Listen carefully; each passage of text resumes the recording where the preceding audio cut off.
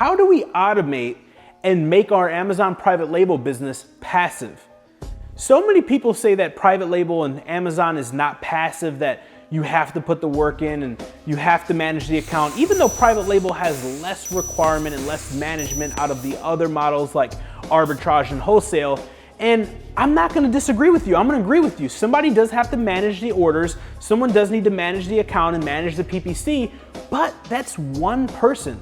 I've literally managed a multi-million-dollar Amazon account over the last several years with one employee. Now, how do you automate this whole process? Well, there's a few different ways that you can do it. You can actually learn everything yourself and train one assistant, a virtual assistant or an employee, or you can actually hire a virtual assistant to do the inventory management, the inventory placement, the ordering, and some of the other tasks related to managing your account, managing reviews, managing inventory, so on and so forth. Now, when it comes to PPC, you could actually have somebody manage your PPC. If you want to take your private label business to the next level and you want to automate this business, AMZ Hunter actually has a service where they find a VA, qualify the VA, train the VA, and even do payroll for the VA, so it is all hands off for you.